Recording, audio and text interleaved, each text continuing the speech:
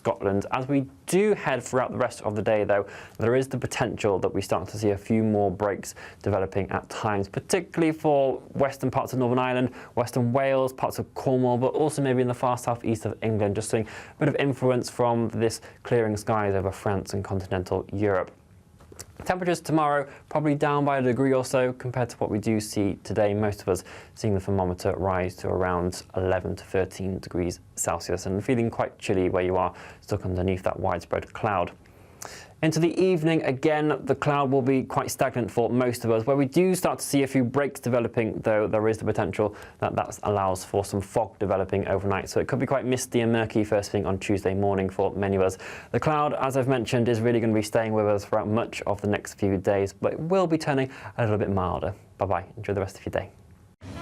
A nice bright morning will generate a lovely warm day, right through to the evening. Boxed Solar, sponsors of weather on GB News.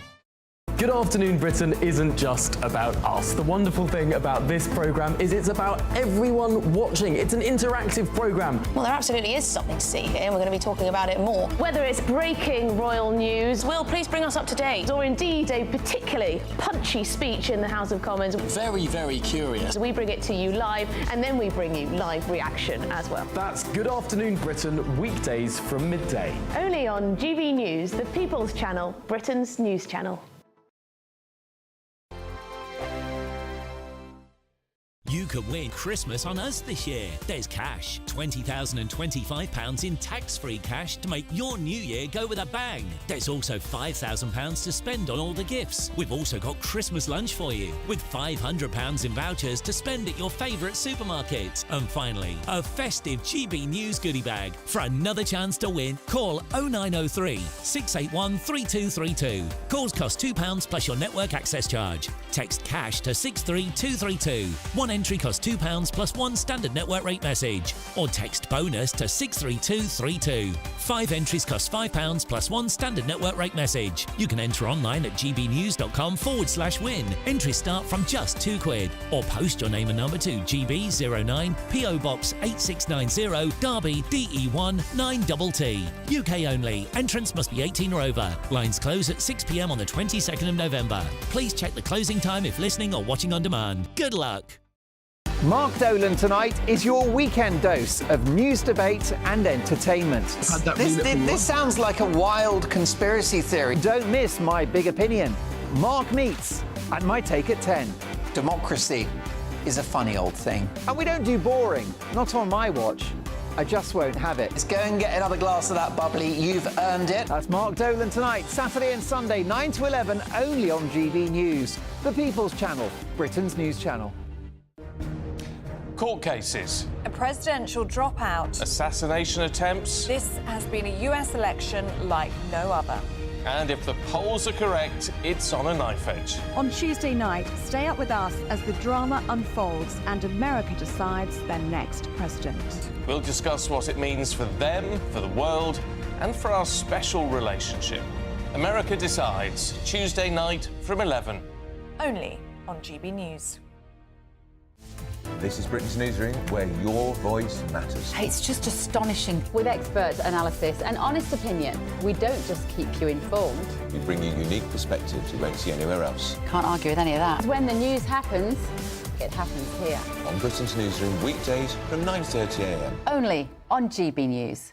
Every Saturday, 10 till 12, we'll bring you all of the news that you need to know. We'll also remind you that there is so much to smile about. It's my favourite time of the week. I get to relax, enjoy some light-hearted stories, and let Ellie teach me about fashion too. That's Saturday Morning Live, every Saturday, 10 till 12. Only on GB News, Britain's news channel. In the GB Newsroom, we bring you the news as it happens. With our team of dedicated journalists across the UK, we're ready to keep you up to date with what's happening every half an hour, every single day. Bulletins here on GB News, the People's Channel, Britain's news channel.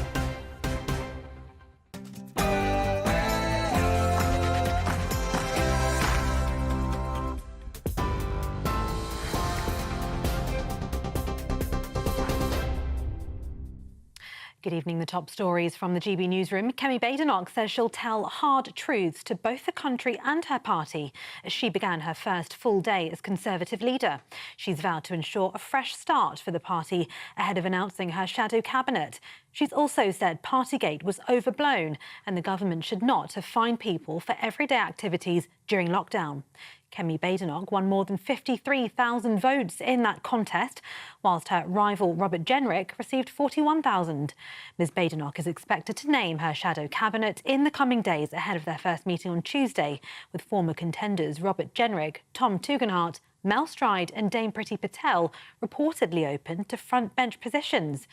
Elsewhere, Labour MP Dawn Butler shared a social media post accusing Kemi Badenoch of representing white supremacy in blackface, shortly before she was elected as the new Tory leader. The Brent East MP has since deleted the repost from her X account. Neither Downing Street nor Dawn Butler have made any comments. Former Conservative Chancellor Kwasi Kwarteng told Camilla Tominey this morning there should be disciplinary action. She's a race baiter. Why has she still got the whip? Look, that's up to Labour. What do you think, genuinely? I genuinely think that, given what she said, she should have the whip removed from her. There should be some discipline and some disciplinary measure against this kind of really hateful divisiveness. I was reminded. Rachel Reeves says the money raised through changes to inheritance tax to farmers will go back to public services. The Chancellor says farmers also rely on good public services, including the NHS and schools, adding the funds generated by these tax changes will also put public finances on a firm footing. When challenged by Camilla Tominey on the inheritance tax changes, Exchequer Secretary to the Treasury James Murray said the existing features of the inheritance tax system will still apply.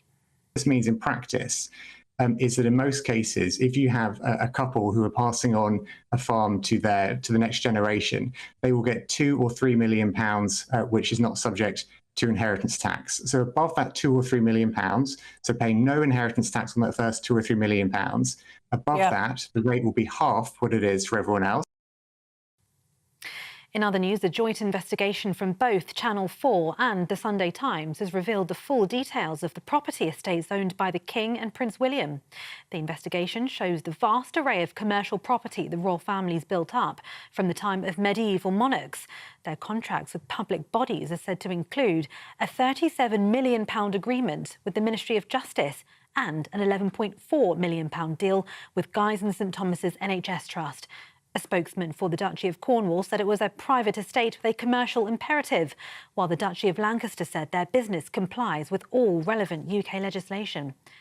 Well, that comes as Prince William travels to South Africa this week for his Earthshot Prize award ceremony.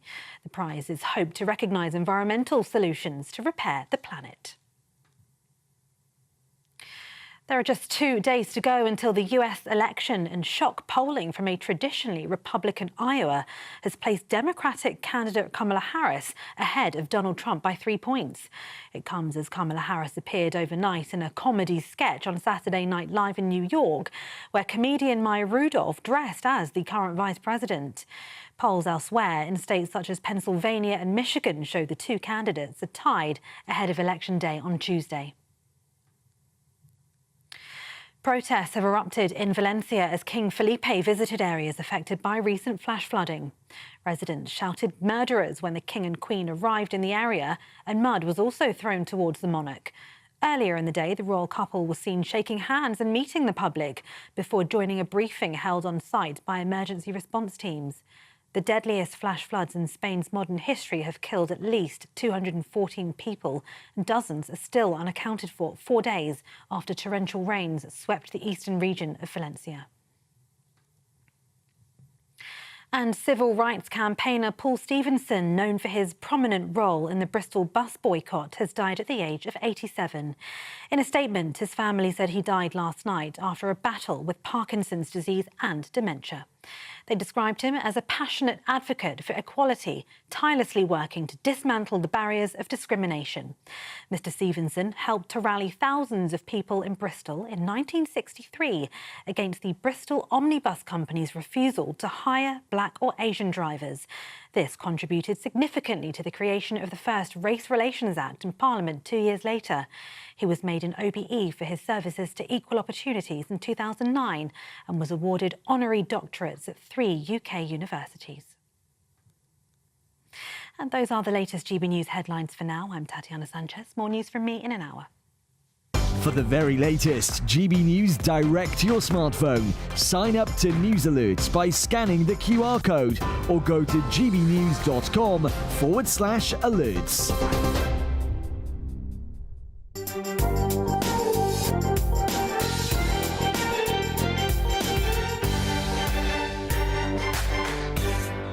Good morning and welcome to the Camilla Tominey Show. A week is always a long time in politics, but it's been another busy one in Westminster, from the budget to Badenoch. I'm going to be speaking to the Exchequer Secretary to the Treasury, James Murray, and asking him what he makes of all the backlash against Labour's first budget. I'll also be joined by Julia Lopez, Shadow Secretary of State for Culture, Media and Sport, who was a driving force in the campaign that propelled Kemi Badenoch to victory over Robert Jenrick yesterday. I'm also going to be joined by former Chancellor Kwasi Kwarteng, who will be sharing his thoughts on what his successor, Rachel Reeves, announced on Wednesday. Will it prove to be as catastrophic as his own mini-budget, or even worse? And ahead of the presidential elections next week, we'll be speaking to Sir Conor Burns, former trade envoy to the US for regional trade and investment. We've got, once again, 90 minutes of punchy politics ahead, so don't go anywhere.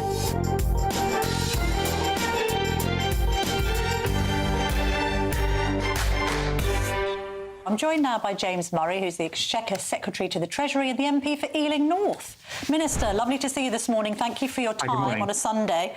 So the Office for Budget Responsibility says that 60% of the national insurance hike will be passed on to working people. So you have taxed working people. You did lie in your manifesto.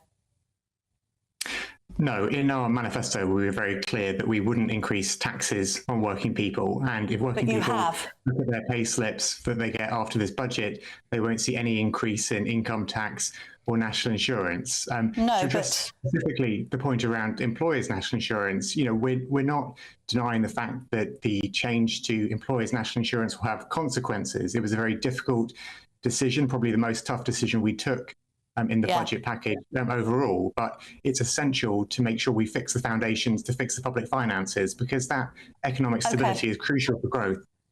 So you're just excusing it on the basis of different wording. You've said that you're not putting up income tax or VAT or national insurance on actual employees, but the OBR says that 60% of the costs will be passed on to workers and consumers via lower wages and higher prices. So can we please agree that you have indirectly ended up taxing working people? No, because the taxes on working people are not going up. Taxes on pay slips, national insurance and income indirectly, tax you are adversely affecting working people. Please, Mr. Murray, please don't insult the audience. If the OBR is saying that 60% of these costs are being passed on to working people are being indirectly adversely affected by this budget. And Rachel Reeves herself called a national insurance employer's rate hike in 2021. She called it a jobs tax. She said it takes money out of people's pockets. So what's changed between 2021 and 2024? Well, I'll tell you what's changed since we won the election, which is that we discovered the £22 billion black hole in the public finances, which the previous government concealed from the public, from the OBR, from the Office of Budget Responsibility. That pressure on public finances is something that we have to deal with. And we could have taken a decision after winning the election to sweep it under the carpet, to ignore it, to pretend it wasn't there. But we were absolutely determined to use this first budget of our new government to fix the public finances and to get stability back in the economy. How on earth do you fix the public finances with £72 billion in spending? The way that we fix the public finances is by setting out our two clear fiscal rules. Now, let me just tell you very briefly what they are. Number one, the stability rule says that day-to-day spending will be paid for through tax receipts. So no more borrowing for day-to-day spending like we had under the previous government. We will pay for what we spend on public services, live within our means, and end to borrowing for day-to-day spending. The second rule, the investment rule, is about getting debt falling as a proportion of our economy, whilst boosting long-term sustainable investment. And actually, that's what people need for the future, and that's what businesses want as well. Businesses want us to invest in the future and provide a stable outlook. Minister, forgive me, but you're acting as if this budget is sort of justifiably gone down well with the public and businesses and other bodies. The Joseph Rowntree Foundation says that families will be £770 poorer because of this budget. Let me just give you one example of many business owners who contacted the Telegraph last week. I run an SME with 72 employees. This charge on employers' NI has cost us £82,000 per annum from April 2025. This will mean no pay rise for staff, no recruitment, and potentially jobs lost. How does this protect workers and stimulate growth? We know it's not going to stimulate growth because the OBR has downgraded growth by 0.7% across the next 5 years. So this budget's been a disaster, hasn't it? No, what this budget set out to do is to meet the very first promise we made in our manifesto, which is to deliver economic stability. Now, we've got to do that in order to get the public finances back on a firm footing, to give businesses the confidence to invest and to set the country in a better direction. That is what this budget did. And look, I'm not denying there were some really tough choices, difficult decisions. Yeah. We've talked about decisions on tax. There's also decisions on spending and welfare. Difficult decisions to get the public finances on a firm footing, but it's absolutely essential to do that, to make sure that we can get that growth in the long run and to make sure businesses have the confidence to invest. Well, one decision you made was to give public sector workers a pay rise, even though they represent just 17% of all employees in this country. The vast majority are in the private sector, which all of the organisations that have analysed the budget agree will be worse off because of it. Let's turn to farmers. The decision to put inheritance tax at 20% on farms worth over 1 million. Now, maybe if you're on the left, you think that only affects a minority because there's this misconception that all farmers are as rich as Croesus. In fact, 70,000 farms in the UK are going to be affected. We've now got huge concerns that it will affect food supply. So, on reflection, wasn't that a mistake, and won't you have to reverse that policy? No, look, I understand that people who own farms or run farms want to understand the detail of this policy, and I'm actually glad to have the opportunity to set out some of the detail of it, because you mentioned the £1 million relief from the agricultural property relief that you mentioned, but let me just set this out how this works. So the existing features of the inheritance tax system still apply. So the nil rate bands that people get, the nil rate bands on residents, obviously the transfer between spouses, the rules on 7 years gifting before people pass away, things not being subject to inheritance tax, all of that still applies. And what this means in practice is that in most cases, if you have a couple who are passing on a farm to the next generation, they will get £2 or £3 million, which is not subject to inheritance tax. So above that £2 or £3 million, so paying no inheritance tax on that first £2 or £3 million, above that, the rate will be half what it is for everyone else. It'll only be 20% rather than 40%. I get all of the figures. I completely get the figures, Minister. So one final thing. But the farming community is saying that this is a catastrophic... I know, but we can have all of your justifications. With the greatest respect, have you ever been a farmer? I haven't been a farmer, no. But no, so shouldn't we gauge the reaction of farmers above the reaction of a Treasury Minister as to how catastrophic this is for the agricultural sector? We've also heard from people who work for care homes and hospices. Hospices, Minister. These are institutions that care for people at the end of life, saying that they're going to be struggling with the increase in employers' NICs. But if I can just go back to your point around farmers and farms and agricultural... Well, can you actually, you've made a point about farmers. Could you address the hospice point, please, quickly, because we've only got a minute left. Okay, well, the point around employers' national insurance is that when you look at things like GPs, dentists, the care sector and so on, they will all be funded, obviously, through the settlements that we set out in terms of public spending. So the employers' national insurance increase doesn't kick in until April next year. And one of the reasons why we've taken tough decisions... It's going to put staffing costs up for hospices and care homes. Well, one of the reasons why we took the tough decision around employers' national insurance is to provide that funding for public services. And obviously the NHS got a very positive settlement at the budget, and the Health Secretary will set out the allocations of that money in due course. All right, Mr. Murray, I'm afraid we're going to have to leave it there because we've run out of time, but thank you very much indeed for addressing our concerns this morning. Coming up next, I'm going to be joined by the Shadow Secretary of State for Culture, Media and Sport, Julia Lopez. Ask her what she makes of the Ofcom decision to fine GB News £100,000. Stay tuned for that.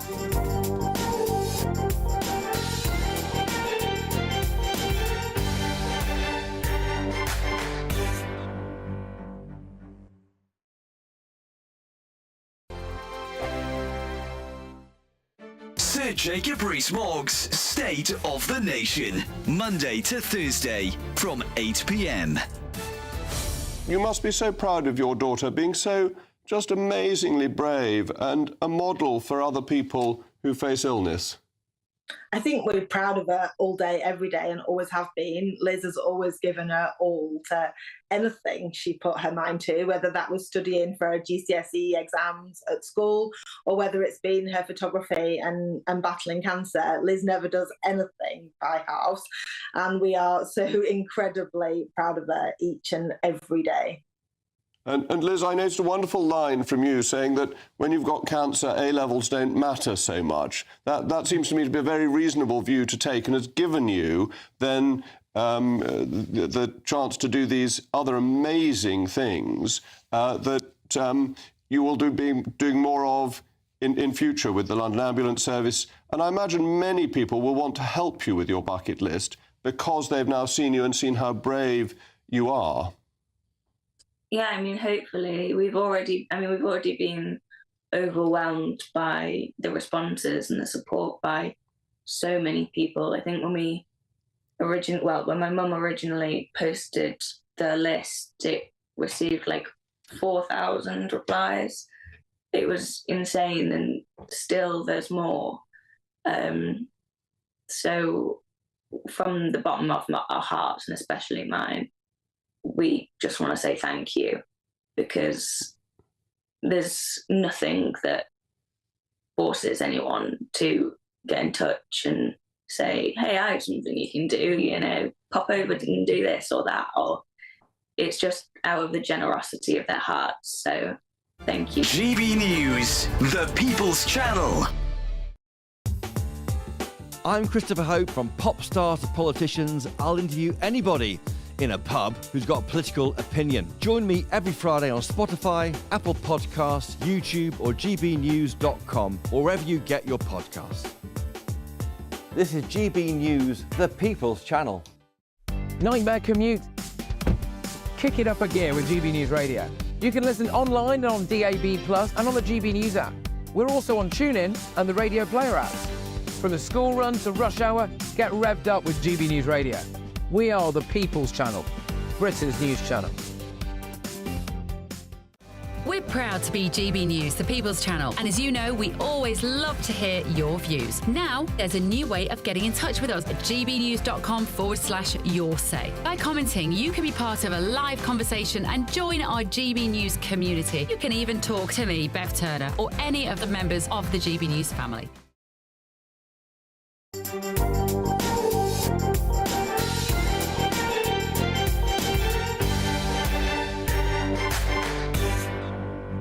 Welcome back to the Camilla Tominey Show. Still lots more to come. In just a minute, I'm going to be joined by the Shadow Secretary of State for Culture, Media and Sport, Julia Lopez.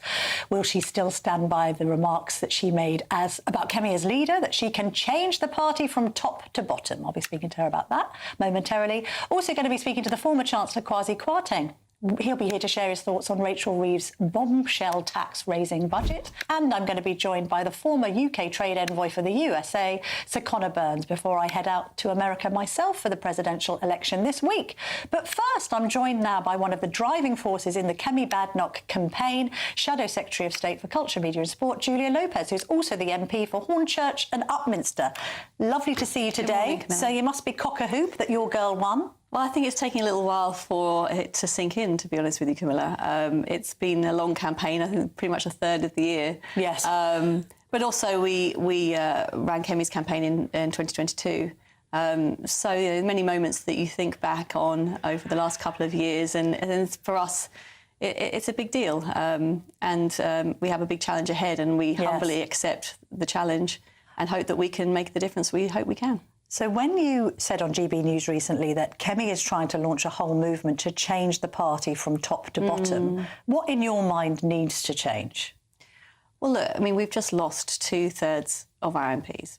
And that is something that comes to us very physically every time we vote in the House of Commons. And that is effectively a representation of the trust that we have lost as a party amongst the British public.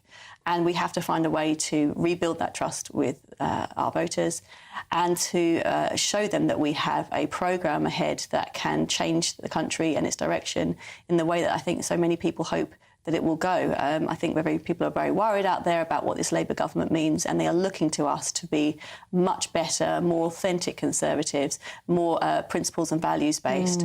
And I think Kemi has a programme that she wants to rebuild the party with those values at its heart. I mean, there's been some hint at changes around net zero pledges, arbitrary targets for the disposal of petrol and diesel cars. I think she also wants to rip up the renters' reform bill. I mean, are these approaches that you would support? Can she unify the party around those sorts of changes? Well, look, we're not at a situation yet where we're going to have a detailed policy prospectus. I think, we are 4 years out from a general election. What we need to do is to show that we share people's values, but also that we're going to do the heavy lifting of the sort of intellectual changes required to have policies that actually stack up. So I would imagine we will start seeing things like policy commissions where we go out to businesses, to thinkers, to people in our communities and try and understand where policy needs to go before we start laying out a detailed policy prescription. Although it kind of speaks to the confusion at the heart of Tory politics, that you aren't clear on what your should vision be as Conservatives anyway. I mean, if Conservatives lost their way so much that they don't know that they need to stand up for low taxes, a small state, probably a cap on immigration, a rethinking of the ECHR, a cancellation, pardon the pun, of some of these woke policies that seem to have infected British life. I mean, it can't be that difficult to work out where it went wrong. You had a load of manifesto pledges that you breached. Well, I think we have to deal with a number of very significant events in our time in office that made us go against our fundamental instincts. I mean, COVID, for an obvious example, we had to spend huge sums of money and we had to put the public finances in a situation we didn't want to. And that led to a lot of fissures in our party internally because we didn't know what the right approach to take was to that very big public policy challenge. And I think it's left us in a place that we didn't feel we could authentically tell the electorate that we are low-tax Conservatives. So that's just one example. But can Kemi definitely unite the party? I mean, people have tried and failed in the past, right? Is she going to be able to persuade the likes of Genric supporters like, for instance, Mark Francois or Danny Kruger, who very much liked the cut of Genric's jib when it came to the ECHR? He put it out there. He said it should be a leave and remain thing. Observers might look at that and think, well, that's only going to serve to be more divisive than unifying. But is she able to bring this party together? Because she hasn't exactly got a reputation for being conciliatory. Well, I think she can. I mean, she said in her speech yesterday that actually there's not very much that divides her and Rob. They agree on a lot of things. Actually, what was the point of disagreement in this leadership contest was whether we set out a detailed policy manifesto at this point in the political cycle or whether we start to have a deeper exercise whereby we restate our values, a small state, the importance of family, equality before the law, and then start to build a policy perspective over a longer period of time around those values. I think that was the fundamental disagreement. Sure. You know Kemi very well personally. I just wanted to ask you about this Dawn Butler retweeting of this post on X, which suggested that Kemi Badenoch was a white supremacist in blackface. First of all, what's your reaction to that? Should action be taken against Dawn Butler? I appreciate that she unreposted her repost. That's really nasty stuff. It's the kind of vicious racial politics that I think is the kind of thing that Kemi pushes very hard against, and I think she represents a lot of people when she does so, because people are sick of being told that they don't fit into a particular demographic perfection because they have taken a different opinion to a left-wing commentator on racial issues. Kemi is very vigorously against identity politics, and I think that kind of approach from Dawn Butler is absolutely not on. But should Butler lose the whip over this? Well, that's for Keir Starmer to decide. But what's your view? I mean, I just think there's a bit of double standards going on. I mentioned it earlier on breakfast. You know, if anyone on the right had made a comment like this, there would be left-wing calls for their resignation within the minute.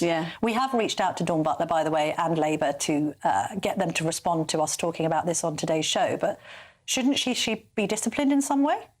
Well, Camilla, for me, I think it speaks to the fundamental difference of approach when it comes to race between left and right. You know, we are now onto our fourth woman leader, our third ethnic minority leader, if you include Disraeli, and you know, we are a meritocratic society that welcomes people from all backgrounds. Labour sees somebody like Kemi being elevated and sees that as a challenge to their way of thinking. You know, let Dawn Butler tweet that stuff and let everybody see what they actually stand for. Kemi's going to assemble her shadow cabinet, and do you hope to be in it? I have no expectations of what my role might be. My priority is to be part of the team that changes our approach to politics and rebuilds trust amongst the public. She will be having her shadow cabinet meet, hopefully for the first time on Tuesday. Oh, it's going to be that soon? I believe so. And so, you know, I'm sure we don't have to wait too long before we understand who's going to be in it. It's going to be a big news week next week then. Julia Lopez, thank you so much for joining me in the GB News studio. Lovely to speak to you. Thank you very much, Thank Camilla. you very much. Well, in just a minute, I'm going to be speaking to Kwasi Kwarteng. Has this mini budget made waves as his previously did back in 2022? Also going to ask him for his reaction to that Dawn Butler repost. Back in 2, don't go anywhere.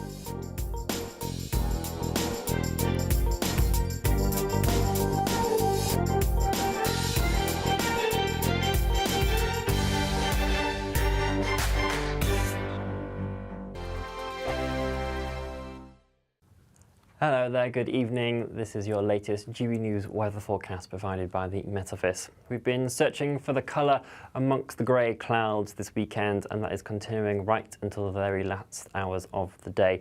Still a lot of grey skies for much of England, Wales and Northern Ireland throughout this evening and overnight. The odd spot of drizzle will be out there. The clearest skies will be reserved for the far north of Scotland. Here, temperatures will drop off a little bit more. Patchy frost is possible overnight. Elsewhere, though, that blanket of cloud will hold temperatures up on the positive side of things.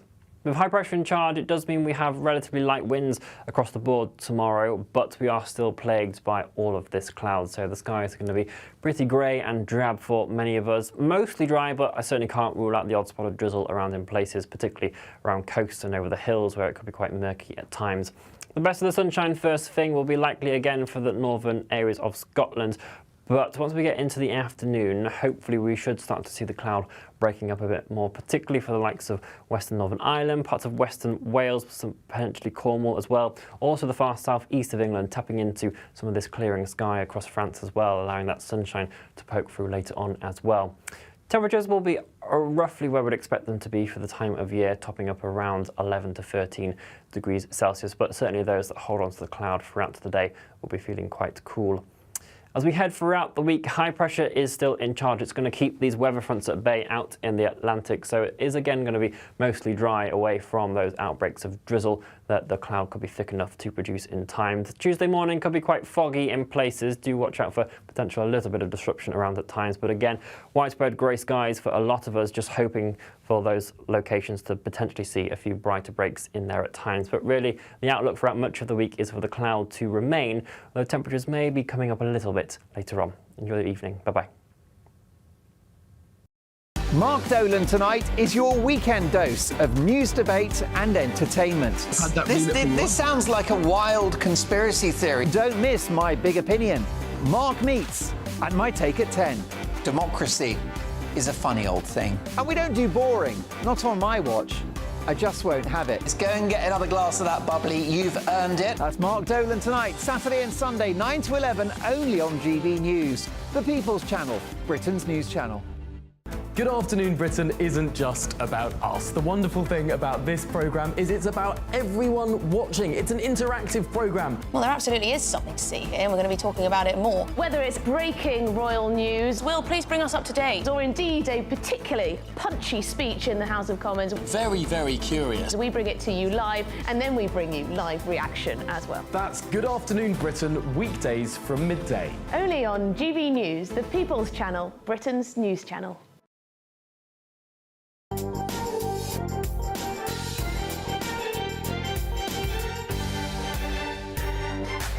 I'm delighted to be joined now by the former Chancellor of the Exchequer, Kwasi Kwarteng. Lovely to see you, Kwasi. Thank you very much for coming in.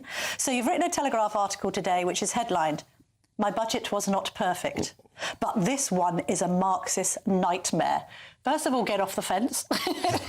Tell us what you really think. But hang on a minute. Are you saying this budget is really worse than your mini budget? What I'm saying is that if you look at what they've done last week, they've essentially put up taxes on capital, on wealth creators, on investors, on farmers, on business owners, the lot. And if you keep doing that, you're going to crush growth in this economy. And in the end, they'll come up for taxes for ordinary working people. That's the risk in the next couple of years. Yeah. And I think it's a much worse risk, actually, than the budget I was trying to introduce, Liz Truss and I were trying to introduce, which was trying to kickstart growth. This is an anti-growth budget, and I think will have very serious consequences. I mean, I said all this to Treasury Minister James Murray earlier, and his retort was, well, we've got a 22 billion black hole. This is the legacy we inherited. So the OBR said that the black hole wasn't 22 billion, and they're pretty objective. There were a couple of items where where the government didn't say how much they were going to compensate the post office scandal and post office masters, and so that was an open commitment, which this government have fulfilled. They put 1.8 billion, and there were a couple of other uncosted liabilities, but it was nowhere near the 22 billion. But I'll say a couple of things about that. The 22 billion was exacerbated by the fact that immediately they came in, they did a deal with the unions, which put up pay way beyond inflation, and of course that bakes in higher costs. And in order to pay for those higher costs, they took away the winter fuel payment, which no Conservative had contemplated. And then they came up with this budget last week, which increases taxes by 40 billion. And now I say in my piece that, the jury's still out. It could well be the case that they get growth in 2 years and everything's fine. But if for whatever reason they don't get that growth, they'll come back for more tax rises, which will have an even worse effect on our economy. Lots to look forward to then. On the OBR, I can't quite work out where you and fellow Conservatives stand, because you're saying that, actually, they're quite fair, the OBR. It strikes me that you say that when you agree with them, but not if you disagree. We had Jeremy Hunt, your successor, saying last week that they lacked political impartiality. So which is it? Because actually, the OBR's verdict of this budget is pretty withering, isn't it? So that was the point we're making. We're saying that the OBR, which is not pro-Conservative, as Jeremy said, as I believe, is actually criticising this government. That shows how bad it is. Yes. Because their natural inclination actually is to do more tax. So you do think that they are politically partial towards Labour? They're favourable towards Labour rather than Conservative? I think their mindset, I don't think they wake up in the morning thinking, how are we going to... cut taxes. Well, no, they certainly don't think that, but they're not thinking, what can we do to support the Labour Party? But what they are thinking is very much along the same lines. Ideologically, I think, as the Labour Party, they basically say you've got to raise taxes to pay for spending, but they don't believe that reducing taxes necessarily grows the economy. And what are we to make of the market reaction to this budget in comparison to your mini-budget? So the issue that the mini-budget had, and I've spoken about this, is that it was introduced very quickly. Yeah. What Labour have done has been the opposite. They spent 4 months essentially trailing bits of the budget.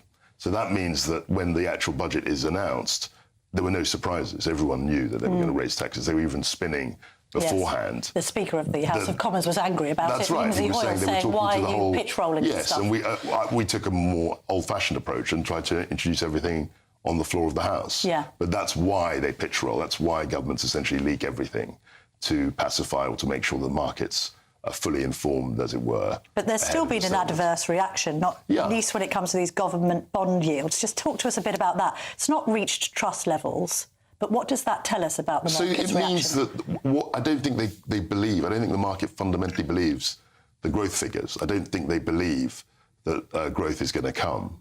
And if growth doesn't come, we're going to have more tax rises and more borrowing. Yeah. And I think what's going on with the gilts and the government bonds is very much reflecting a lack of belief in this government's ability to deliver growth. And what's your view about what might happen to interest rates in the light of what was announced on Wednesday? Well, it seems to me that, especially with the national insurance increases for employers, that may well have an inflationary effect. They'll pass through some of those costs to consumers. And as a result of that, I think interest rates are probably going to stay higher for a bit longer. You had to and particularly with the gilts as well. When the mini-budget backfired, you had to do a few reverse ferrets. How easy is that to do? Because it's now being suggested that particularly this IHT on farming land over 1 million is going to have to be reversed because it could actually affect food supply. It could close down farms. I don't think they look through the consequences of it. And actually, you're right. I mean, I tried to abolish the 45p rate, and we reversed that. I reversed that. I was asked to reverse How does that process happen? So you essentially say the party wouldn't wear it. The MPs thought this was too much in favour of the rich, in inverted commas. I thought we were trying to incentivise, entrepreneurs. I still believe that. But it was too much for the party to swallow. And then, there's a sort of confab, the Prime Minister, the Chancellor, people talk. And then you make the decision, right, we're going to reverse it. But once you start reversing things, that's where... But it's a political decision rather than any external influences having anything to bear. I think it's very political. It would be for Keir Starmer and Rachel Reeves and others to sit round and say, hang on a minute, have we made a mistake here? Yeah, you've got to remember that the budgets are intensely political. Yes, they deal with fiscal policy and tax policy and all the rest of it. But the whole drama and optics around them are very, very political. And also you have to carry the budget through the House of Commons. Yeah. Now, in our case, we had a majority of 80, but there were lots of people who were in the Red Wallers and others who were upset about the fact that we got rid of things like the cap on bankers' bonuses and the 45p rate. And there'll be Labour MPs similarly. Some of them in rural seats because they got such a big majority. They'll be representing rural seats. Yeah. They've never represented before. Who will be saying, look, this is a bad idea, we shouldn't do this. What do you think is the biggest clangor in there? Because I put to James Murray this concern as well. So we've got the farmers' farrago, if I can call it that. Then we've also got this concern that this national insurance hike for employers, if you're NHS or in the public sector, you're exempt from it. But if you're providing care through a care home that's run privately or for a hospice that's a charitable endeavour. I think people misunderstand hospices and think that they're all government funded. No, they're not. They're not, OK? They largely receive between 10 to 20% government funding if they're lucky. So I happen to be involved in a hospice, the Peace Hospice in Watford, and I met with them in the week and they said, we're already struggling to recruit staff against NHS wages, which have gone up by 14%. And now we're going to have to endure, at a time when fundraising has gone down because of the cost of living crisis, a massive hike to our wage bill. Yeah, I think the national insurance increase on employers was probably the worst element. That does most of the heavy lifting in terms of the 40 billion. I think they think that 25 of the 40 billion is going to come through increased national insurance contributions on the part of employers. But what that doesn't take into account, and again, our friends the OBR were good enough to point this out, is that the OBR estimate that 60% of that increase will be borne by working people in the form of consumers. Yeah. So if a company's making goods, they're going to increase the prices to cover the tax. I mean, I put this to the Treasury Minister. He was like, well, that doesn't mean that we're taxing working people. Well, they've lied about it. They're ultimately going to have to bear the cost. Yeah. I mean, do you think that they've lied in the manifesto? Well, look, I think they've boxed themselves in. They've misled. Well, they've said that we're not going to touch working people, but of course, and this is the point of my article. Yeah. Any attack on people who are employing people is going to is an attack on their employees. Of course. So let's move away from money matters to leadership matters. Did you support Camilla Badenoch? I was strictly impartial. Why? Because they're both very good candidates and they're both very good friends. No, seriously. Get off the fence. No, I was seriously torn. And I knew But that... did you have a... Are you a Tory member still? Yeah. You must have cast a vote. I'm Come on, tell us. not going to say who I voted for. All right. But I did support, in a way, I wanted both of them to get into the final. OK. And I was very happy that both of them did. And what's your reaction to Kemi?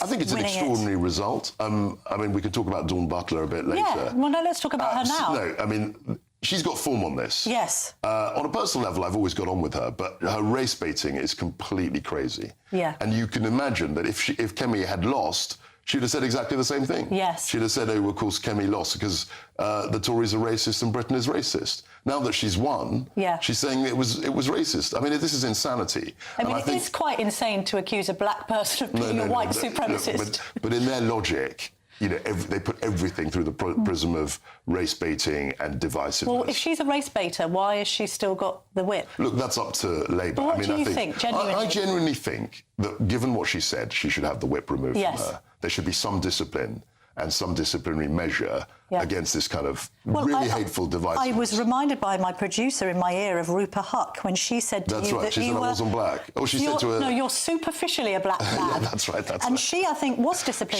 She was. So the same should happen to Dawn Butler. I think this is, in a way, what Dawn has said is worse, because she's accusing Kemi, unbelievably, of being a kind of front for white supremacy. I mean, that's literally what she's accusing her of. That's literally what she said. I mean, she's unreposted the repost, but the repost... she's taken it down now. She reposted it and then she regretted it and unreposted it. But the damage is done. Yes, but you can see exactly how they think, because if Rob, let's say, had won, they would have said exactly the same thing. They'd have said this is white supremacy or whatever. So everything that happens, they try and put through the same channel, regardless of the circumstances, which I think is wrong. I'm reluctant to ask you this because you've always, a bit like Kemi actually said, well, just treat me as a man. I don't need to be defined as a black man. All of that. I'm a black politician. He's a black Tory. However, how hard is it to be a person of colour on the right these days? I think it's in the old days, I'd say 20, 25 years ago, you did deal with old-fashioned, racists. Yeah, out-and-out racism. I think the problem now is for people like Dawn Butler. Yeah. Because they're going to call you coconut, they're going to call you all sorts of names. I mean, absurdly, they're accusing Kemi of being a white supremacist or a face for white supremacy.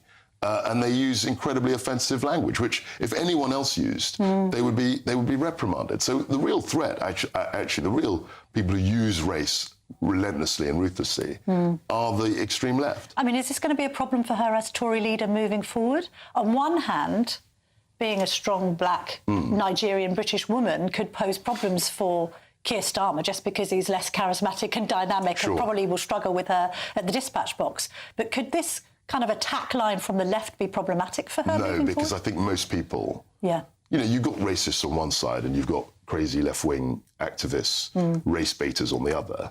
I think the vast majority of people will take her on her merits. And if she does a good job, I think she's got a very good chance of getting elected. I noted from your illustrious educational history... Oh, you're not going because you were a high achiever, weren't you, at school, at Eton and beyond, and you got your double first from Cambridge, and then you headed out to Harvard. That's right. And so you know America and American politics very well. I follow it very closely, yeah. A quick prediction from you, Kwasi, on what everyone you think. Thinks Trump will win. What do you think? I think he probably will, but I'm just not as sure. Last week, I thought it was definitely a done deal for Donald. A couple of polls, I think there was an Iowa poll where Harris was up 3. Yeah. I mean, if that's true, then she's got a very good chance of getting in. But it's just one poll. Will you be watching overnight? Are you that geeky? 100%. Kwasi Kwarteng, thank you very much indeed for joining me on GB News once again. Lovely to see you.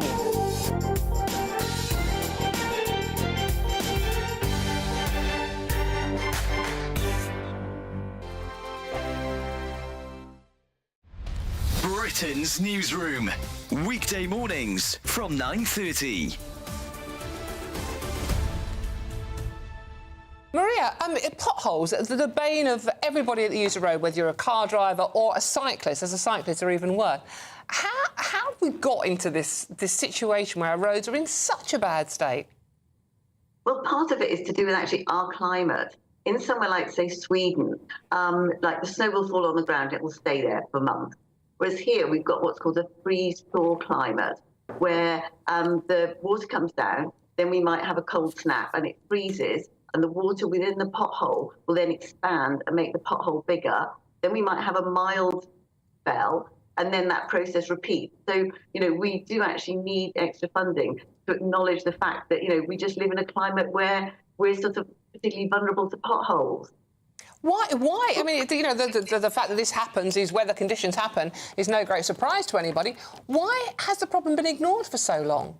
I think what's happened is we've had short-term funding. So it's like, oh, there's a pothole, let's patch it up. Oh, there's another one, let's patch it up. But the patches aren't actually really that strong, so then they break down again. So, really what we need is to have roads completely resurfaced, and then they'll just be pothole-free for a very long time. And that really is how funding should be. That's the direction funding should go in, as opposed to just sort of dribs and drabs here and there. Do you think this government are going to be good for the motorist, or is there indeed a war on the motorist still? The different parties come in and they've all got different policies that they wheel out, then they cancel the policies, and then there's so much lack of transparency. Like, for example, with the pothole issue, sometimes the government, whichever government is in office, will do some big showboating about how they're going to give X amount of potholes, and you still think that sounds really good. GB News, the People's Channel.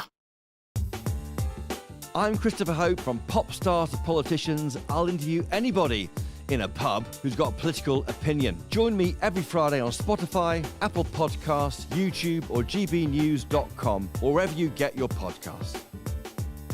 This is GB News, the People's Channel. Nightmare commute. Kick it up a gear with GB News Radio. You can listen online and on DAB+ and on the GB News app. We're also on TuneIn and the Radio Player apps. From the school run to rush hour, get revved up with GB News Radio. We are the People's Channel, Britain's news channel. In the GB Newsroom, we bring you the news as it happens. With our team of dedicated journalists across the UK. We're ready to keep you up to date with what's happening every half an hour, every single day. Bulletins here on GB News. The People's Channel, Britain's news channel.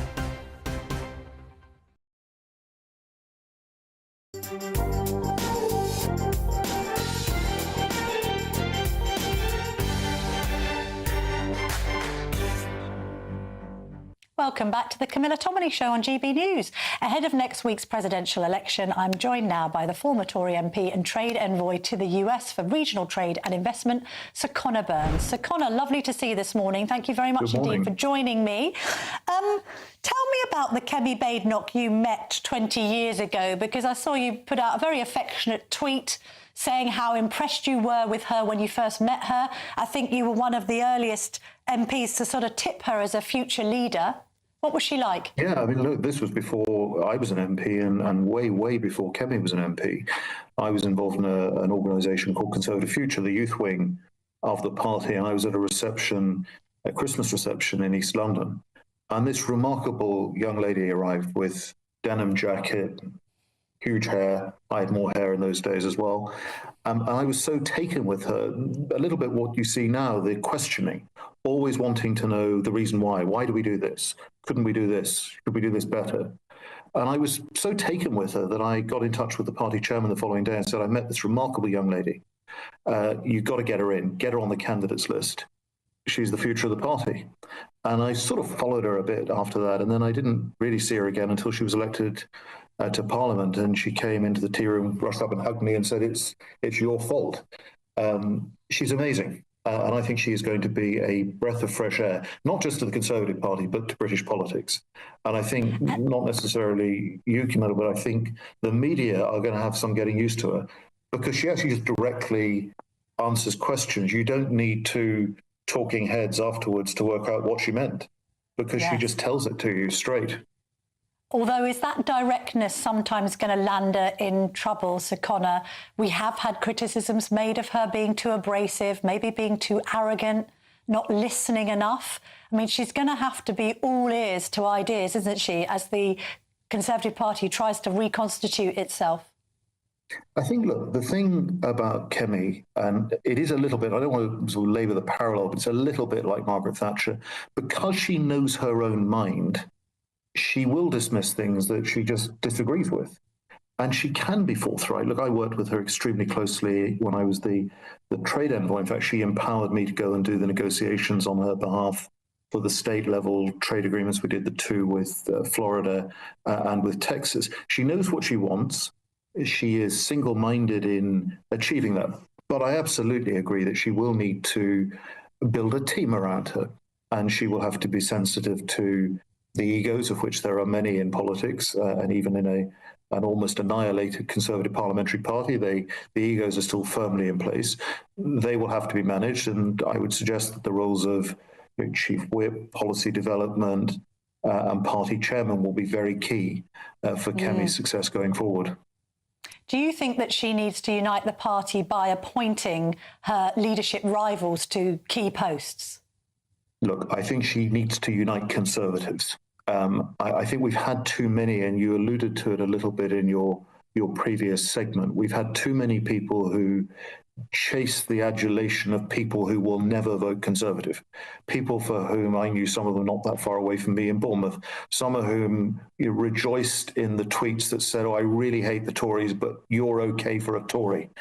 That's not how you win elections. I think Kemi will go back to those first principles, a state that works for people, and organise your tax and spend priorities around what are the priorities that British people need. And I think the Conservative Party became addicted to taking people's money off them, repackaging it, handing it out to them in little parcels of benefits and grants and so on, and then expecting through that to assemble an electoral coalition. That is the route to madness. If we go down that route again, we will always lose to those who are promising more than you can fiscally afford. Talking about the finances, I thought I'd ask you about your reaction to the budget, because you were very critical of Liz Truss's mini-budget. How do you think Rachel Reeves's offering on Wednesday compares? Well, I tweeted slightly sarcastically ahead of the budget that there may be only one person in Britain eagerly looking forward to the budget, and that person could well be Liz Truss, because there would be a budget that would be even more damaging than hers. My criticism wasn't actually the content of the Liz Truss mini-budget. My criticism was of Liz Truss's total failure to make the arguments, to prepare the ground, to roll the pitch ahead of that mini-budget. It landed like an unexpected tsunami on the economic beaches of Britain. And I think this budget, I mean, look, Rachel Reeves knows what she's doing. You are going to prove again, I think, in the coming years that you cannot tax and spend and regulate your way to economic productivity, growth and prosperity. I think that the budget will be hugely damaging to the UK going forward. We do need something more in tune with, the lighter touch, competitive tax. Art Laffer needs to come and reteach British politicians the Laffer curve, that you can actually increase tax take sometimes by lowering the tax rate and incentivizing risk-taking and investment and so on. And by that, I mean real investment. Investment's one of those words that's been sort of misconstrued or colonized by the left to mean spending. Investment means something you put money into in order to get a return on it. I think the budget will be hugely damaging. And I think that the opportunity for a new Conservative leader is, firstly, and I think Kemi is right in this, rebuild trust. People have got to know where you're coming from, what you believe in, what your values are. Once they've established that, they might be prepared to listen to you. We're far too soon for detailed policies, but we need to set the narrative that tax, spend, state control, increased regulation is not the way to create prosperity, jobs, employment for the British people. So, Conor, we've only got about 90 seconds left. I know you've recently been in America. What are your predictions for what might happen on Tuesday night? I wish I knew. I'd follow the example of some people during the election and put some bets on. But look, America is profoundly divided right at every level of society. Every cab you get into, they've got strong opinions. It's fascinating to watch. What you've got really, in essence, is you've got a Democrat nominee who probably would never have been nominated had she had to go through the normal process. She's only there because it became abundantly clear that President Biden was far from capable of seeing out, maybe not even this term, but certainly not a further term. You've got a very changed Republican Party that really is now around the personality of Donald Trump rather than the history of the Republican Party. And you've already on both sides, interestingly, got people talking about the next election after the one we're going to have on Tuesday and what that means when President Trump will either have lost or be term limited. It's going to be a roller coaster for the years ahead. As a righty, very briefly, Sir Conor, would you rather see J.D. Vance running for president than Donald Trump? I take a very simple view. We shouldn't interfere in other people's elections. I hope we get a president who understands the historic relationship between the UK and the US, how important we've been for global freedom, how integrated we are in defence and security, and what a force for good in partnership we are for the world. Sir Conor Burns, thank you very much indeed for joining me this morning. Thank you. Well, thank you to Sir Conor and all of my guests today. I will, of course, be back next week at 9:30. I'm going to America in the meantime, so I'll be filling you in on my travels. Up next, though, it's Michael Portillo. Have a great rest of your Sunday.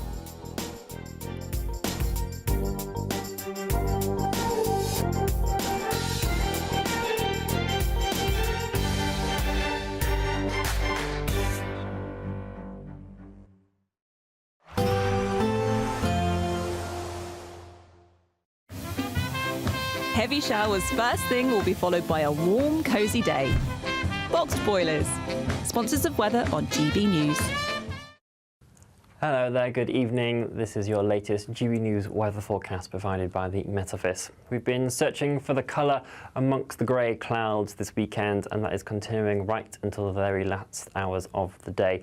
Still a lot of grey skies for much of England, Wales and Northern Ireland throughout this evening and overnight. The odd spot of drizzle will be out there. The clearest skies will be reserved for the far north of Scotland. Here, temperatures will drop off a little bit more. Patchy frost is possible overnight. Elsewhere, though, that blanket of cloud will hold temperatures up on the positive side of things.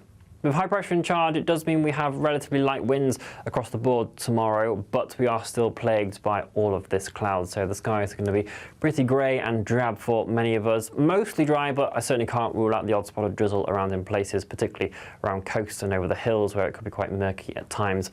The best of the sunshine first thing will be likely again for the northern areas of Scotland. But once we get into the afternoon, hopefully we should start to see the cloud breaking up a bit more, particularly for the likes of Western Northern Ireland, parts of Western Wales, some potentially Cornwall as well. Also the far southeast of England, tapping into some of this clearing sky across France as well, allowing that sunshine to poke through later on as well. Temperatures will be roughly where we'd expect them to be for the time of year, topping up around 11 to 13 degrees Celsius, but certainly those that hold on to the cloud throughout the day will be feeling quite cool.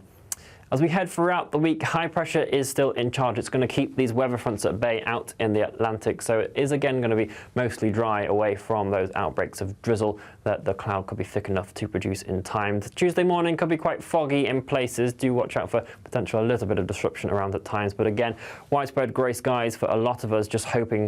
We're giving you the chance to win everything you need to celebrate the festivities. There's £20,025 in tax-free cash. There's £5,000 to spend on gifts for all the family. There's £500 to spend in your favourite supermarket. And a festively themed GB News goodie bag. We'll get it all to you in time for the big day. For another chance to win, call 0903 681 3232. Calls cost £2 plus your network access charge. Text cash to 63232. One entry costs £2 plus one standard network rate message, or text bonus to 63232. 5 entries cost £5 plus one standard network rate message. You can enter online at gbnews.com/win. Entries start from just £2, or post your name and number to GB09 PO Box 8690 Derby DE1 9TT. UK only. Entrance must be 18 or over. Lines close at 6 p.m. on the 22nd of November. Please check the closing time if listening or watching on demand. Good luck. Why go out on a Friday night when Friday night comes straight to your home? Talking about? Join me and my A-team of top pundits. Chemistry tonight is electric. As we tackle the big stories of the day with wit, insight and fearless energy. Man of the people. It's all vibe. Just a filing cabinet on wheels with a tie on. So, order in Friday Night Live with me, Mark Dolan, every Friday at 8, only on GB News, the People's Channel, Britain's news channel. Welcome to State of the Nation, daily plunge into the stories shaping our country. I'm Jacob Rees-Mogg, and Monday to Thursday we bring you the insights, the facts, the truth about how our country is being governed. Because what happens in Downing Street matters down your street. Tune in to State of the Nation every Monday to Thursday, 8 to 9 o'clock. Only on GB News, the People's Channel, Britain's news channel. Court cases. A presidential dropout. Assassination attempts. This has been a US election like no other. And if the polls are correct, it's on a knife edge. On Tuesday night, stay up with us as the drama unfolds and America decides their next president. We'll discuss what it means for them, for the world, and for our special relationship. America Decides, Tuesday night from 11. Only on GB News. Good Afternoon Britain isn't just about us. The wonderful thing about this programme is it's about everyone watching. It's an interactive programme. Well, there absolutely is something to see here, and we're going to be talking about it more. Whether it's breaking royal news, Will, please bring us up to date, or indeed a particularly punchy speech in the House of Commons. Very, very curious. We bring it to you live, and then we bring you live reaction as well. That's Good Afternoon Britain, weekdays from midday. Only on GB News, the People's Channel, Britain's news channel.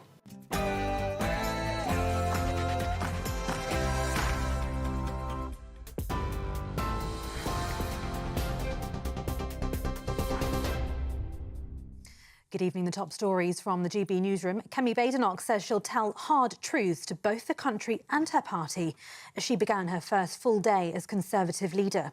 She's vowed to ensure a fresh start for the party ahead of announcing her shadow cabinet. She's also said Partygate was overblown and the government should not have fined people for everyday activities during lockdown. Camilla Badenoch won more than 53,000 votes in that contest, whilst her rival Robert Jenrick received 41,000 votes. Ms Badenoch is expected to name her shadow cabinet in the coming days ahead of their first meeting on Tuesday, with former contenders Robert Jenrick, Tom Tugendhat, Mel Stride and Dame Priti Patel reportedly open to front bench positions. Elsewhere, Labour MP Dawn Butler shared a social media post accusing Camilla Badenoch of representing white supremacy in blackface shortly before she was elected as the new Tory leader. The Brent East MP has since deleted the repost from her X account.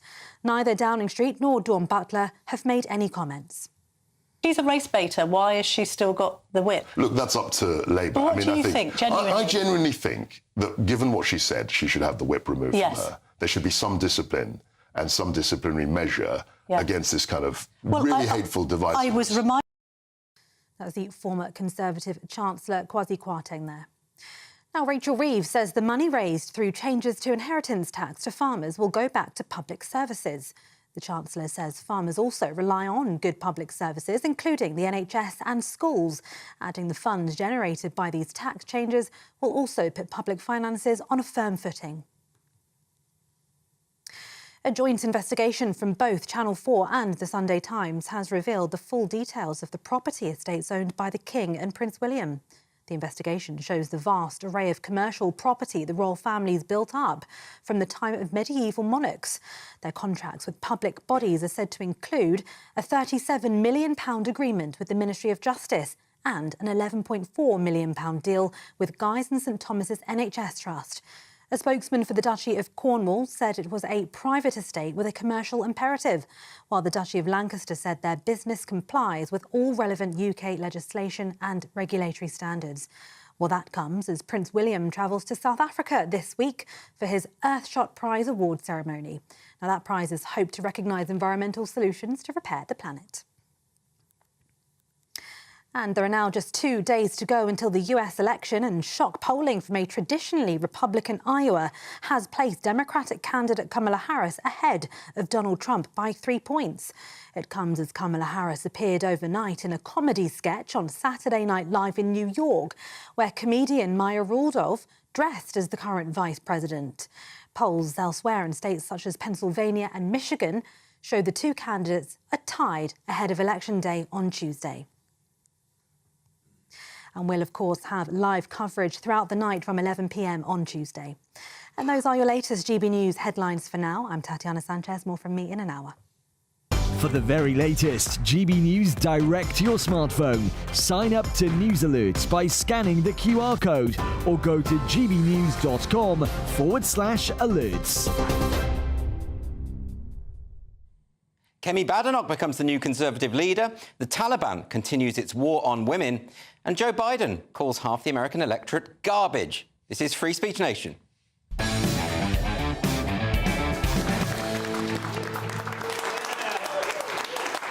Welcome to Free Speech Nation with me, Andrew Doyle. This is the show where we take a look at culture, current affairs and politics. And by the way, we're going to be deciding whether calling half of your potential voters garbage is a winning electoral strategy. Coming up on the show tonight, I'll be joined by author and activist Joan Smith, who has worked for years to raise awareness of violence against women and has a new book out about Rome's imperial women.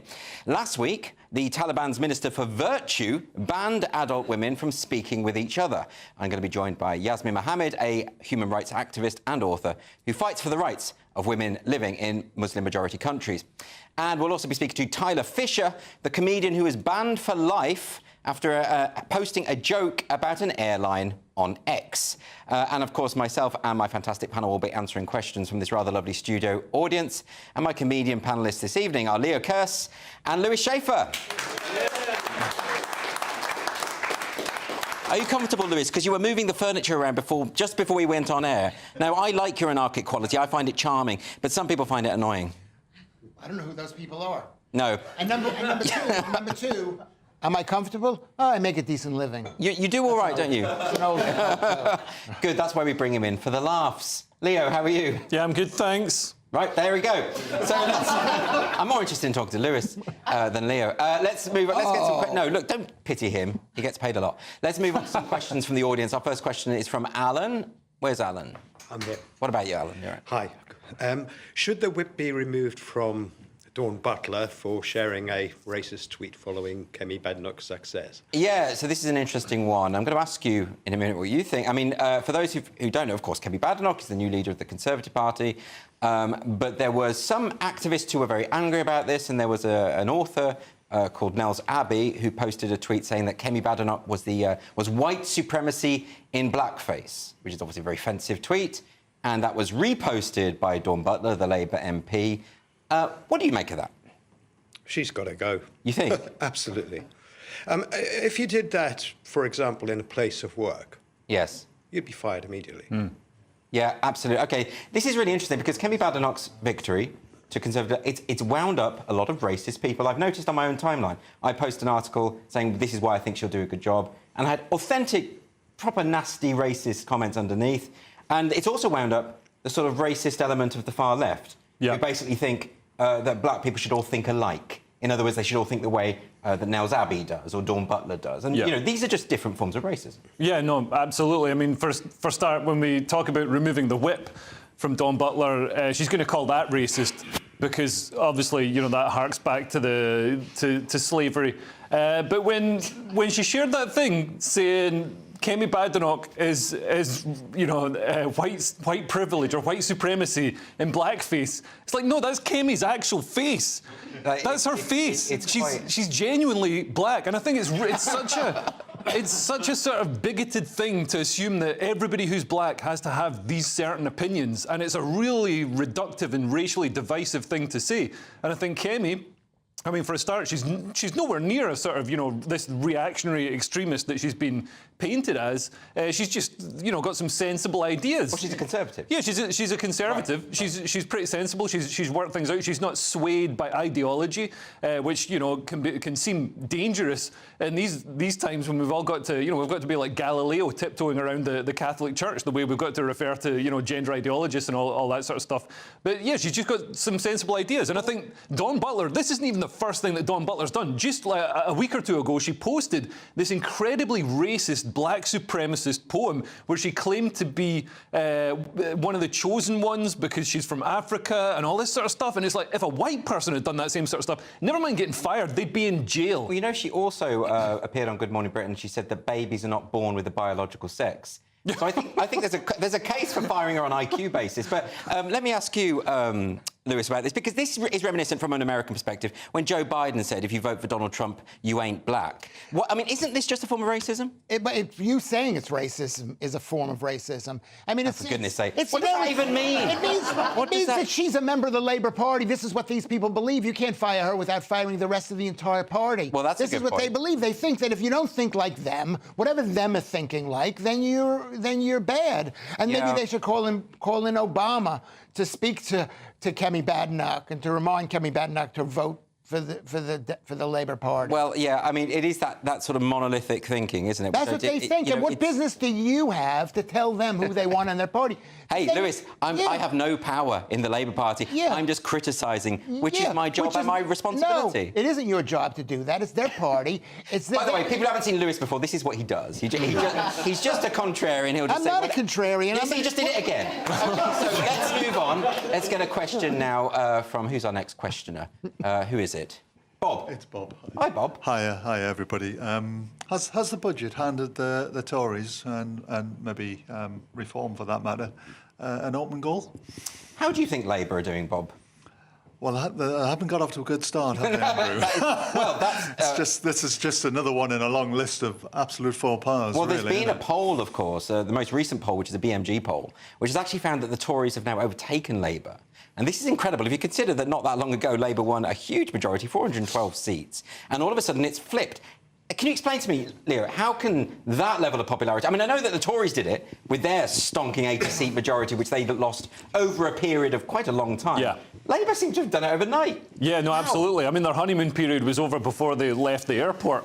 I don't think they even got to consummate the marriage with the bride. But, yeah, I mean, basically, we've had years of this march through the institutions of the hard left. You know, like Don Butler's opinions that we just saw. We've had these Marxist opinions, you know, proliferating through our institutions, through the Labour Party, but it hasn't really impacted people materially. It's just been insanity, like, obviously, gender ideology and stuff like that. Yeah, but Labour have said that they've had a particularly difficult time, that they've had to deal with some particularly difficult things, and that's why their popularity is going to go down. It's inevitable. No, now we're going to see. I mean, this budget shows that, you know, the material side of Marxism is basically, you know, chopping down all aspiration, chopping down investment, chopping down any sort of growth in the free market, and making the state the biggest, like just a real sort of, you know, just hastening the drift into communism. And this is really going to start impacting people materially. When you start having to eat out of the bin because of the Labour government, you know, it's not about having to use pronouns. All of a sudden, it's about you starving and having to eat squirrels or you're going to die. Wow. So we're really going to see this you know, impact, and this whole idea that Marxism is a good idea. I know people who do that anyway. I knew a freegan, and she was quite upper middle class, but she liked getting free stuff outside the bins at Waitrose. Yeah. So, you know. What's wrong with that? Nothing. Absolutely nothing wrong with that. It's not very classy, but look, where do you stand on Labour, Tory? Because, I mean, obviously you're an outsider. I know you've lived here a long time, but you know, you're not really part of it. You called me a contrarian, so you're not going to accept anything that I say. I will. No, I want to hear it, nevertheless. Don't have a tantrum on air, Lewis. And you told them not to accept what I say because you called me a contrarian. The fact is, here's the fact. The fact is. Thanks, Lewis. Let's move on. I want to tell you. Okay, you've got something to say. Let's have it. I'm sorry. Is that it's Labour? We know what Labour is, but we don't know what Tory is. And the Tory party is dead. Just because they've got a few percentage points in a poll, that's probably a lie. That's what we're learning from America. You don't think Kemi Badenoch? A lot of people are excited about Kemi Badenoch. You don't think that might re-energise the party? I mean, I'm old enough to remember when I was excited about Eugene Nickerson and the Nassau County Commissioners. Election in 1964. Okay. It's a lie. She's all she has going for her is she's black. That's not true. I mean, to say it. She's a DEI appointment. She's not. She's smart. They're all smart. They all should be smart. That should be something. They're really. She's running for prime minister. I mean, maybe Kamala Harris isn't smart. The truth is, no. I'm going to tell you something. The truth is that this political system is completely broken. Labour only stands for wasting money. It doesn't stand for the core Labour principles. Yeah. And the Tories are dead. I would agree that they certainly don't stand for the working class anymore, which is odd since they're called Labour. Yes, exactly. So what point does Labour have? I totally reject the idea that Kemi Badenoch is a DEI appointment. Like, if you see her, engaged in debate, she's always incredibly well briefed. She can really go for people, but she knows what she's talking about. But is she speaking for the Picts and the Angles and the Saxons and the Jutes? Is she speaking for the Celts? Is she speaking for the people who came to this country less than 10 years ago? You speak for the Picts. Somebody needs to, and it may have to be me. You think I'm kidding? Somebody has to speak for the English people. Okay, but if any Picts are watching and they're worried about their representation, do chip in. Did I mention the Jutes? Look, we're done with you now. Let's move on now to Abdi. Hello. Hi. Has Google, in this insipid woke universe, gone where no one has gone before? Yeah. Well, I mean, Google, obviously, we know that for a while now, Google have been sort of tampering with the way, the results that you get when you search for certain things. I think there's a section in Douglas Murray's book where he talks about that. You put something in like a couple or a married couple, and it's always gay couples come back at you, or you put in what are some of the others? You put in you always get like a mixed race couples automatically. And it's like, let's just talk about like the whole of society. But now they've gone one step further because Google, apparently, according to Stephen Edgington, who's the Telegraph reporter, formerly Telegraph, now GB News, if you enter in searches for restaurants, Google now indicates whether the restaurants are LGBTQ friendly. Now, I would have thought that all restaurants are going to take your money no matter who you're sleeping with. Oh, there's a lot of restaurants that as soon as gay people come in, number one, they can tell you've got a scanner at the door, they can tell exactly what you've been doing with your bits, and they will throw you out on the street. They will give you the bum's rush, and they don't call it the bum's rush because that's offensive to them. But yeah, this is ridiculous. I mean, LGBTQ friendly. Oh, I can go in there as an asexual. I'm so happy. As a queer. I saw this during Pride Month where I went to a restaurant in London. I won't name it, but they had a table mat which said, "We are proud that we are supportive of, we have gay members of staff and we're supportive of." I was like, I would assume you were. Like, I would assume you weren't segregating people by their sexual orientation. Why'd you have to tell me that? In fact, it makes me think you're actually homophobic. Yeah. Why else would you say that? Also, it's that sort of signal like, oh, other restaurants might be bigoted. Do you want to eat at a bigoted restaurant? And also, like, one of the things does actually advertise to bigots. They say, oh, this is run by women and women work here. So if you're a man who wants to know that women are in the kitchen, then you can go to that place. We've got an image of the search result. If we can have a look at that might come up now. Well, there it is. And as you can see, it also says identifies as woman-owned. So the restaurant doesn't even have to be woman-owned. They just identify as being woman-owned, and that's fine. Identifies as Asian-owned. Just eat your food. If I'm going to a restaurant, I don't care who's running. I care how well they cook the food. I mean, this should matter to you, Lewis, as someone who only eats animals. Raw animals. Something with a pulse. That's all you eat. No, they don't even have a pulse anymore. But I might eat it with a. I'm sure you would. This is Google. I was Googling for the Joe Rogan Donald Trump debate, and you couldn't find it because Google, as you would say, Andrew, is completely captured. Totally captured. And that's why Kemi Badenoch doesn't seem to be good enough. Oh, you're so obsessed with Kemi Badenoch. Let's move on now. We've got a question from Anton. Anton? Is it okay for Biden to call people garbage? Yeah, well, I mean, this caused a bit of a storm. I think Biden calling people garbage, I mean, he denied it. I have to absolutely say this. He said he didn't mean that. He meant that the comedian who was performing at the Madison Square Garden event, who made the joke about Puerto Ricans, that it was his garbage. There was apostrophe in supporters garbage. But actually, I've watched it back a number of times now. No, he's just calling Trump voters garbage, isn't he? Let's be honest. Yeah, and also the actual White House went to the stenography office and made them change the position of the apostrophe. Yeah. So instead of saying, Trump's supporters are garbage, it was almost like trying to say they were referring to the litter dropped by Trump supporters. It was a real grammatical change. It doesn't work because, of course, when Hillary Clinton called half the electorate deplorables, she lost. Could this be the thing that swings it, Lewis? It's not going to swing one election. We're having civil war when this thing is over. So it doesn't matter who gets elected. So cheery. Do you really think that's going to happen? I think it's totally going to happen. I think if Kamala Harris is elected, I think the MAGA people are going to go after. And you don't think the vice versa? And vice versa too. The truth is the Democrats think that people who support Donald Trump and that side are garbage. They actually absolutely believe do. it. They think they're fascists. You know, They there's no did, getting around this. which is just a prelude for us hacking each other to death, which I am against. I just want to go on record. I'm glad that you're against that, Lewis, and I'm glad you've emphasised that, because actually it's not clear when you speak. Let's move on now. Now, how would you like to win your entire Christmas this year? Well, we're giving you the chance to do just that with the very latest Great British Giveaway, and here's all the details that you'll need. We could be delivering the perfect Christmas to you this year.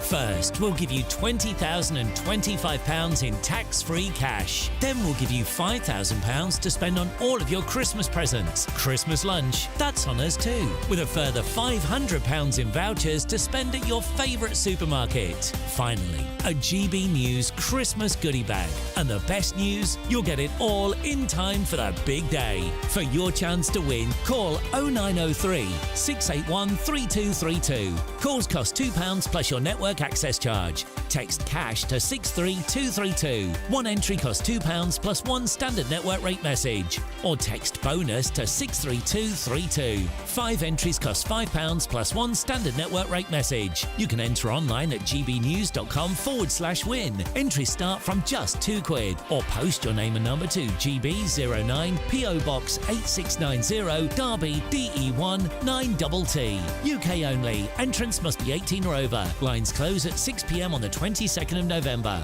Please check the closing time if listening or watching on demand. Good luck. And next on Free Speech Nation, Joan Smith, the author and journalist, are going to be here to talk about her new book. Unfortunately, she was a nymphomaniac. Please, don't go anywhere.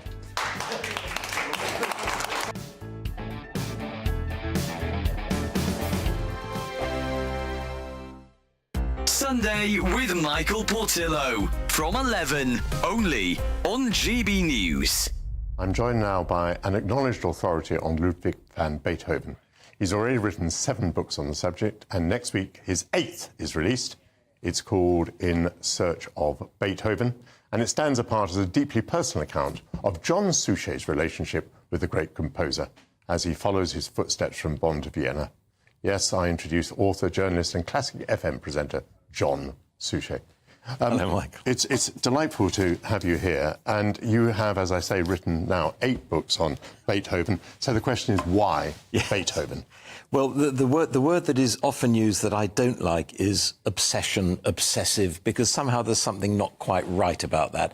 The word that I use is passion. I have a passion for this man's life and music that began, I suppose, around 50 years ago, sometime in my early 20s. I can't remember the exact moment. He kind of crept up on me, and suddenly, as I was a journalist, TV journalist all my life, but before that I was a failed musician. I wanted to be a professional musician, but fortunately for the world of music, I realised I didn't have the talent.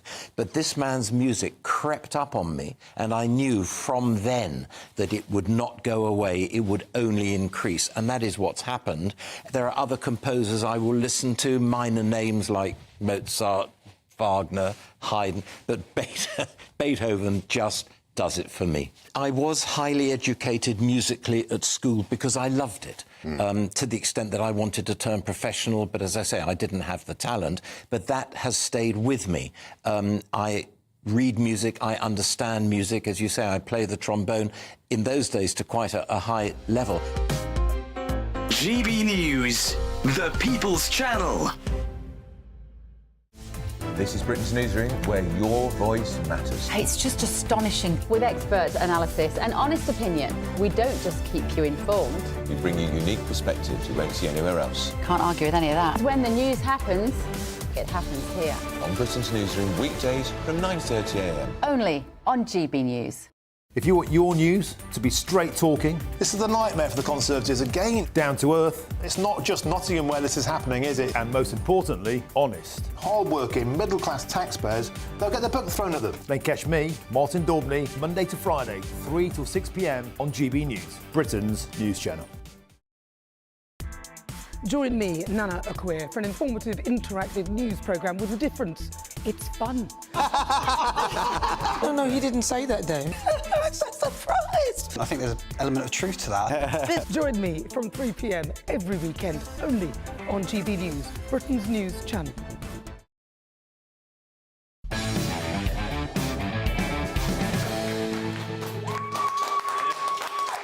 Welcome back to Free Speech Nation with me, Andrew Doyle. Joan Smith is an author and journalist and campaigner for women's rights, and she's just written a fantastic new book about Rome's imperial women with the provocative title, unfortunately, She Was a Nymphomaniac. I'm delighted to say that Joan Smith joins me now. Welcome to the show. Hi. Deserves a round of applause, I think, but there we go. Joan, now, the title, unfortunately, She Was a Nymphomaniac. This is actually, according to you in the book, this comes from a tour guide. Can you tell us the story about this? Yes, so 18 months ago, I was about halfway through writing the book, and I've been going up and down to Rome because I've been looking at places that, you know, they lived and places they were murdered and statues and things. Anyway, I went to the Palazzo Massimo, which is one of the great museums in Rome, and up on the top floor, there's a room which has frescoes from the villa the country villa owned by the Empress Livia, about 12 kilometres north of Rome. And they're very beautiful, they're very famous. It's called Il Giardino di Livia, the Garden of Livia.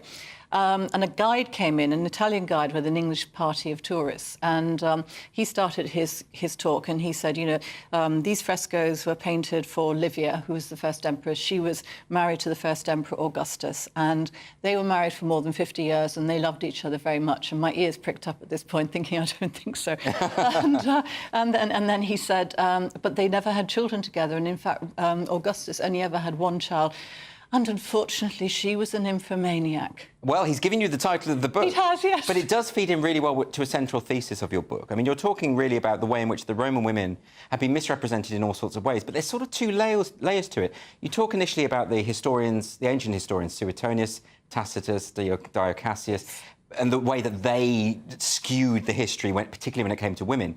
But then you're also talking about modern historians, recent books, and the way that they've just sort of blindly followed that precedent. Do you want to tell us a bit more about it? Yes, I mean, that really surprised me because I started thinking about doing the book quite a while ago, and then I went to the British Museum's Nero exhibition, and, you know, it's advertised as, Nero, was he really as bad as he was painted? And the answer to that is yes. Yes, I would have thought so. Well, particularly where women are concerned, because he's actually a kind of successful serial killer. So he kills his mother, his wife, two of his wives, his sister-in-law and his aunt, which is quite impressive. And so I thought that, you know, what is the British Museum doing here? And there was a caption which said, ancient historians said that Nero killed his mother and two of his wives. He said that they betrayed him. What do you think? Right. And I was thinking, wow. That's like victim blaming on a huge scale, isn't yes. it? Yeah. But it's also in the British Museum of all places. Yes. And then when I started looking at, you know, modern writers, modern historians, you know, you get the same thing over and over again. So they kind of unquestioningly repeat the slurs of ancient writers. And you kind of expect it of, you know, of people writing 2,000 years ago or 1,800 years ago. But I really thought by now there might have been a kind of more nuanced response. Do you think it might be because we think of these things as not real in a way? You know, we've had the 1976 show I, Claudius, which we're not happy with, although I have to say personally I love it. I think it's such a great, fun drama, but I don't think it's real. I think, you know, I think it's pure fiction. But do you think there's a sense in which, because that was so popular and because the myths that it perpetrated have become so widespread, that's why we don't think of them as real historical figures anymore? Oh, I think that's certainly true. And what that does is it wipes out, actually, the horrors of, that I write about in the book, because I decided there's 5 Julio-Claudian emperors from Augustus to Nero, and I've written about 23 women who are very close to him, so the wives, mothers, to them, the wives, mothers, daughters, sisters, and so on. And only half a dozen actually died of natural causes. The rest were, you know, and it starts off with the Romans actually sanctioned child marriage, which is forced marriage. So girls were married could be married at the age of 12. Boys at 14, of course. It's a bit different. And the youngest, the woman who's married at that age in my book is Livilla, who's the Emperor Claudius' sister. And she's 12 when she's married for the first time. I mean, Augustus' daughter, Julia, was 14 when she was married for the first time. She was 16 when she was widowed. And then at 18, she was married again to a man more than twice her age. You know, horrible things happened to these women. Yes.